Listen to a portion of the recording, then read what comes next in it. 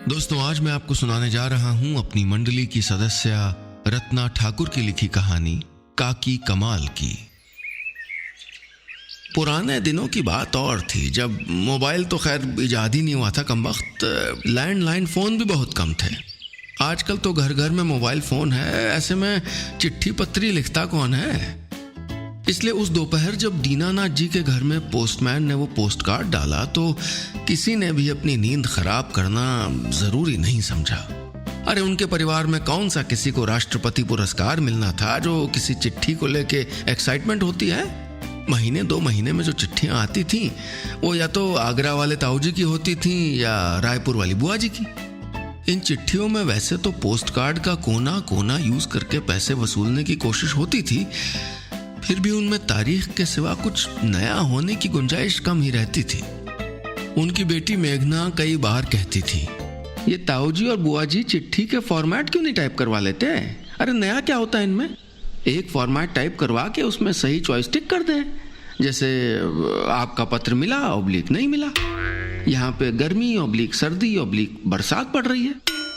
बचपन में मेघना यह भी सोचती थी कि पोस्ट कार्ड कहीं पोस्टमैन ने पढ़ लिया तो, पर बड़े होते होते समझ आ गया था कि इन चिट्ठियों में ऐसा कुछ है नहीं कि पोस्टमैन जैसा बिजी आदमी इनको पढ़ के अपना टाइम वेस्ट करे। उस शाम दीनानाथ जी को जब चाय के साथ साथ वो पोस्ट कार्ड भी परोसा गया तो पढ़ते ही उनकी आंखें चौड़ी हो गईं। अजी सुनती हो? अरे ये तो इलाहाबाद वाली काकी की चिट्ठी है। चीखते हुए वो रसोई के दरवाजे तक पहुंच गए। कद्दू की सब्जी में कलछी चलाते हुए जानकी देवी के हाथ रुक गए। इलाहाबाद वाली काकी का नाम इतनी जोर से? जब से वो शादी करके आई थी उन्होंने देखा था कि काकी का जिक्र इस घर में फुसफुसाते हुए ही होता था। अरे उनके ससुर जी के जीते जी तो काकी का नाम लेना भी महापाप था। इलाहाबाद वाली काकी दीनानाथ जी के मंझले कक्का की पत्नी थी। कक्का की मौत बहुत कम उम्र में हो गई थी और काकी ने दूसरी शादी कर ली, इसलिए परिवार ने उनसे सारे संबंध तोड़ लिए। सुना है शादी के बाद काकी और उनके दूसरे पति ने इलाहाबाद में मिठाई की बड़ी सी दुकान खोल ली थी। लेकिन काकी नाम के बरसों पुराने चैप्टर को, जिसको दीनानाथ जी के स्वर्गीय पिताजी ने अपने जीते जी सिलेबस से निकाल दिया था, आज इतने बरस बाद दोबारा खोलकर पढ़ने की क्या जरूरत पड़ गई? दीनानाथ जी बता रहे थे कि काकी ने इमोशनल शब्दों में लिखा था, बेटा दीनानाथ, तुम तो जानते हो कि जब तुम छोटे थे तभी तुम्हारे पिताजी ने सारे रिश्ते तोड़ दिए थे। आखिरी बार तुमको देखने का बड़ा मन है, एक बार आके मिल जाओ। टेढ़े मेढ़े अक्षरों में लिखी इन शब्द लहरियों ने उस मिडिल क्लास परिवार में जैसे एक तूफान ला दिया। जब दीनानाथ जी ने बताया कि विश्वस्त सूत्रों से उनको जानकारी मिली है कि काकी के हलवाई पतिदेव स्वर्ग से धार चुके हैं और उनके कोई बाल बच्चे नहीं हैं, तो अब तक छिप कर सुन रहे राजेश और निर्मला भी बाहर आए बिना नहीं रह सके।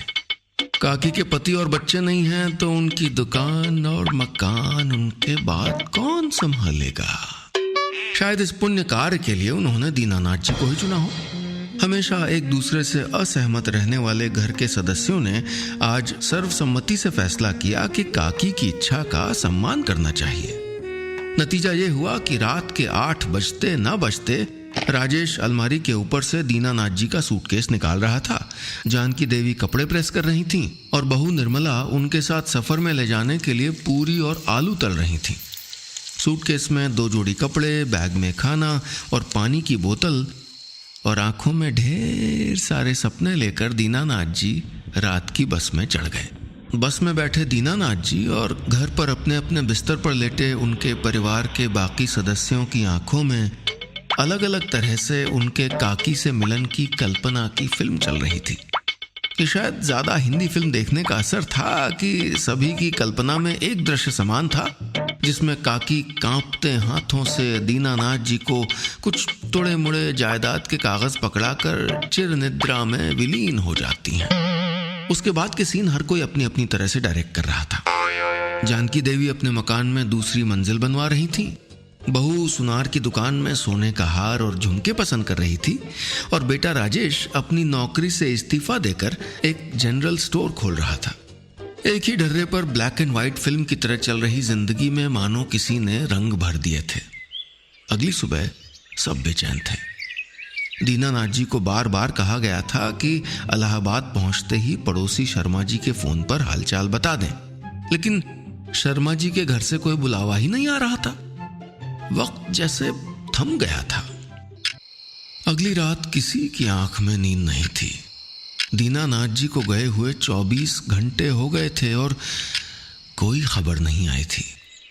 सुबह चाय की चुस्कियों के साथ अखबार पढ़ते समय बाहर रिक्शे की आवाज़ सुनकर राजेश बाहर निकला। रिक्शे से पिताजी के साथ पके बालों वाली सफ़ेद साड़ी पहने एक बूढ़ी महिला उतर रही थी। कमर थोड़ी झुकी थी पर चेहरा चमक रहा था। राजेश कुछ पल ठहरा, पर हालात समझ में आते ही वो लपका और दादी प्रणाम कहते हुए महिला के चरणों में गिर गया। तब तक जानकी देवी भी बाहर आ गई थी। हालचाल पूछने के बाद काकी को सहारा देकर अंदर ले जाने के लिए होड़ सी मच गई। काकी उतनी निरीह नहीं है, इसका सबूत फौरन मिल गया। उन्होंने राजेश का हाथ झटकते हुए कहा, हट मारे, बूढ़ी हूं पर हाथ पैर सही सलामत हैं। उनकी बात पे तीनों इतनी जोर से हंसे मानो काकी ने कोई बहुत बड़ा जोक सुना दिया हो। अंदर आके काकी सोफे पे बैठी ही थी कि बहू निर्मला आकर जमीन पे बैठ के उनके पैर दबाने लगी। जानकी देवी का माथा ठनका। हैं? ये कब कपड़े बदल आई? वैसे तो सुबह सुबह मैक्सी पहन के घूमती रहती है, अब देखो कैसे टीवी सीरियल की बहू की तरह साड़ी पहन के सर पे पल्लू रख के काकी के पैर दबा रही है। काकी भी बड़े मजे से, अरे इतनी जोर से नहीं, हाँ यहाँ घुटने के थोड़ा नीचे, हाँ कहती हुई बहू से सेवा करवा रही थी। सुखी रह बेटा, बस में बैठे बैठे पैर अकड़ गए। काकी ने कहा तो जानकी देवी के मन में आग लग गई। बहू तो उनसे आगे निकल रही है, पर क्या करें, घुटनों के दर्द के चलते जमीन पे बैठ भी तो नहीं सकती। दूसरे विषय में अपने नंबर बढ़ाने के लिए आवाज में शहद घोलकर उन्होंने पूछा, काकी नाश्ते में क्या लेंगी? जानकी देवी के मैत्री प्रस्ताव के बदले में काकी ने जैसे बम का गोला दाग दिया। पहले नहाने का इंतजाम तो करो, नहा के अपने लड्डू गोपाल को भोग लगा लूं तभी नाश्ता करूंगी। और हाँ, नहा कर ही मेरे लिए नाश्ता बनाना। सास बहू के दमकते चेहरे कुछ यूं बुझ गए जैसे जलते हुए दिए को किसी ने फूंक मार के बुझा दिया हो। तो अब सुबह सुबह नहा धो के रसोई में तपना पड़ेगा, लेकिन अगर वसीयत का मेवा चाहिए तो सेवा तो करनी ही पड़ेगी। पर अभी उनको क्या पता था कि काकी के भानुमति के पिटारे में से ऐसे कई फरमान निकलने बाकी हैं। काकी नामक धूमकेतु ने दीनानाथ जी के घर का वातावरण ही बदल दिया था। सुबह देर से उठने वाली जानकी देवी और बहू निर्मला अब सुबह जल्दी उठकर नहा कर भोग बनाती थी। दीनानाथ जी और राजेश सुबह सुबह तो नहीं नहाते थे, लेकिन पूजा की घंटी सुनकर आंखें मलते हुए हाथ जोड़ के आके खड़े हो जाते थे। घर का माहौल जो पहले किसी न्यूज़ चैनल की प्राइम टाइम डिबेट की तरह रहता था, जहां हर कोई एक दूसरे की बात सुने बिना चीखता रहता था, अब किसी शांत और सुरमई फैमिली ड्रामा की तरह नजर आता था। सास बहू रोज अच्छे अच्छे पकवान बना रही थी। काकी को तेल से परहेज था, लिहाजा खाना देसी घी में बनता था। उपवास के दिन उनकी थाली में अगर 3 तरह के फलाहारी पकवान, 2 तरह के फल और 1 मिठाई ना हो तो उनका चेहरा तन जाता था। इतने पे भी काकी के एक्सपर्ट कमेंट घर की हवा में तैरते ही रहते थे, जैसे बहू खीर में कच्चे चावल डाल दिए क्या, घी की तो खुशबू ही नहीं है, या फिर दाल में इतने लहसुन क्यों डाल दिए, पूरा घर महक रहा है। दीनानाथ जी ने काकी के आगमन को किसी विशिष्ट विदेशी अतिथि की तरह गोपनीय रखने की कोशिश की थी, लेकिन रिश्तेदारों का खुफिया तंत्र शायद ज्यादा मजबूत था, क्योंकि काकी से मिलने और उनको अपने घर बुलाने के लिए बड़ी संख्या में मेहमान आने लगे थे। आगरा वाले ताऊ जी और रायपुर वाली बुआ जी भी आके काकी से वायदा लेके चले गए थे कि काकी आशीर्वाद लेने उनके घर जरूर आएंगी। ऐसे हर वादे के बाद सबकी धड़कन बढ़ जाती थी। न जाने कौन से रिश्तेदार के घर पे कृपा बरस जाए। काकी कहती रहती कि अब यही मकान खरीद के रहेंगी, इसलिए घर में प्रॉपर्टी ब्रोकर्स का भी तांता लगने लगा था। दीनानाथ जी, जो घर में 4 साल में एक बार रंग रोगन करवाने के लिए भी 10 बार सोचते थे, अब काकी को प्लॉट, मकान वगैरह वगैरह के फायदे नुकसान समझाते रहते थे। काकी के जादू से घर की एकमात्र अछूती सदस्य थी दीनानाथ जी की कॉलेज में पढ़ने वाली बेटी मेघना। पहली मुलाकात में ही काकी ने उसके माथे पे आए बालों को पकड़ के हिलाते हुए कहा था, मैम बनी क्यों फिरती है, बाल कब बढ़ाएगी। मेघना को ज्यादा गुस्सा तब आया जब सारा परिवार उनका यूं समर्थन करने लगा मानो प्रधानमंत्री के भाषण पे सदन में मेज थपथपाई जा रही हो। पैर पटकते हुए वो अंदर चली गई थी। लेकिन मेघना के गुस्से पर किसका ध्यान होता, सब तो काकी की सेवा में जुटे थे। काकी को मेघना का तेज आवाज में रेडियो सुनना, टेप रिकॉर्डर लगा के नाचना बिल्कुल नहीं भाता था। लेकिन मेघना जानबूझ के यही सब करती, चाहे बाद में माँ की डांट खानी पड़े। उस दिन तो हद ही हो गई। मेघना चूड़ीदार कुर्ता पहनकर, घुंघरू बैग में डालकर डांस क्लास के लिए निकल ही रही थी कि काकी ने माँ से कहा, अरे ये ताता थैया सीख कर क्या कमाल करेगी, इससे अच्छा सिलाई कढ़ाई सीखे।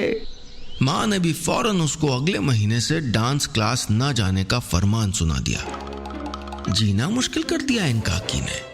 अरे इतने पैसे वाली हैं, जाके अपने घर क्यों नहीं रहती, रख लें 2-4 नौकर, किसने रोका है।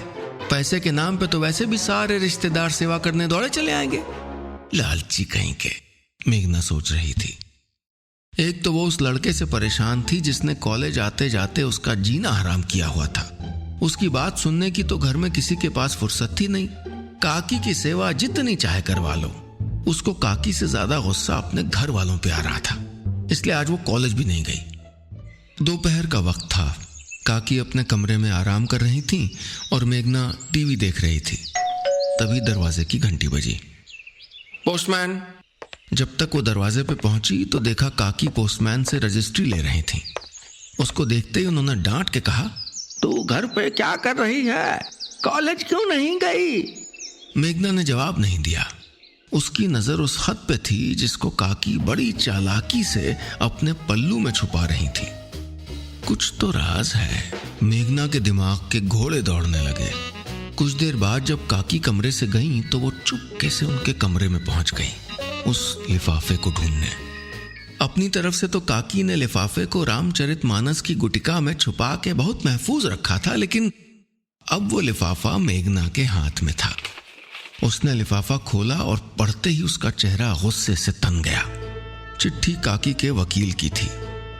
तो ये बात है, यहां जिस जायदाद की धौंस पे काकी लोगों से सेवा करवा रही थी, वो मकान दुकान तो सब बैंक का कर्ज चुकाने में बिक गए। अरे काकी तो कंगाल थी। उधर काकी को खबर ही नहीं थी कि ये सेवा, ये मेवा, ये सब बस माया बन के रह जाने वाली हैं उनके लिए। लेकिन मेघना को सही वक्त का इंतजार था। सही वक्त जब घर के लोग तो हों ही, आस पड़ोस की भी थोड़ी जनता काकी का विदाई का समारोह देख सके। पर उसके नसीब में शायद इतनी जल्दी खुशी लिखी नहीं थी। उस दिन आंगन में ऊँघते हुए माला फेरती काकी के ऊपर एक कागज का पुर्जा गिरा। काकी ने मनके में डोरी अटकाकर पुर्जा पढ़ा और गुर्राई, मेघना। काकी से डरना तो मेघना ने कब का छोड़ दिया था, लेकिन फिर भी वो दौड़ती हुई बाहर आई। पुर्जा हाथ में घुमाते हुए काकी ने सीधा सवाल किया, कब से चल रहा है ये सब। मेघना का चेहरा सफेद हो गया। ये तो उसी गुंडे संदीप का खत था। आज तक सिर्फ कॉलेज आते जाते परेशान करता था, आज तो घर ही पहुंच गया। कहीं पापा को पता चल गया तो। तू जानती है इसे? काकी ने फिर पूछा। मेघना रोने लगी। कसम से दादी, यही मुझे आते जाते छेड़ता रहता है, मैंने कुछ नहीं किया, उसने कहा। अच्छा तू जा, मिलने को बोला है उसने तो मिला। काकी एक पल सोचकर बोली। मेघना बुत बनी काकी को देखती जा रही थी और काकी अपने आप से बड़बड़ा रही थी, और दिखाती हूं तुझे, मेरी पोती को परेशान करेगा। शाम को मेघना धड़कता दिल लिए मंदिर के पीछे खड़ी थी। संदीप ने आकर जेब से रुमाल निकाला और बड़ी अदा से झटक कर बेंच पे बिछाते हुए बोला, बैठो। तभी उसे पीठ में कुछ चुभन महसूस हुई। मेघना से मिलने आया है? काकी ने उसकी पीठ पे छड़ी ठकठकाते हुए कड़क के पूछा। संदीप के रटे हुए डायलॉग्स में ऐसा कुछ भी नहीं था जो उसको इस छड़ी से बचा सके। वो मैं ये मतलब, संदीप बोल रहा था। काकी ने कहा, अरे तू तो अपने थानेदार साहब का बेटा है। मैं तो इसके बाप से कब से कह रही हूँ इसकी शादी कर दे। लो, अरे बैठे बिठाए इतने अच्छे घर का लड़का मिल गया। संदीप की हालत ऐसी थी जैसे उससे किसी ने सर्वनाम के प्रकार पूछ लिए हों। आप ये, शादी का नाम सुनते ही आवाज गले में फंस गई थी। काकी बोली, अरे अभी नारियल सुपारी लेके चलती हूँ तेरे घर रिश्ता पक्का करने। संदीप की आंखों के आगे अंधेरा छा रहा था। अगर काकी उसके घर पहुंच गई तो? पिता के रौद्र रूप की कल्पना करते हुए वो ये नहीं सोच पा रहा था कि उनका डंडा ज्यादा खतरनाक है या उनका पुलिसिया बूट। तभी उसको उनकी कमर में टंगी पिस्तौल भी याद आ गई और उसने काकी के पैर पकड़ लिए। माफ कर दो दादी, अब कभी इससे नहीं मिलूंगा।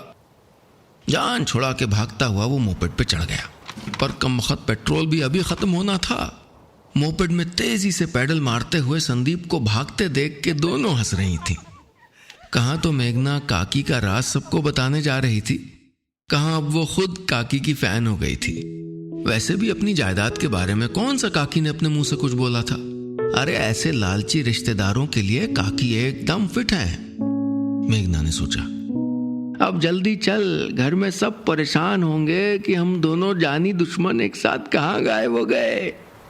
तभी उनके सर पे हल्की सी चपत लगा के काकी बोली, परेशानी काहे की? कह दूंगी दादी को प्लॉट दिखाने ले गई थी पर हमेशा की तरह पसंद नहीं आया।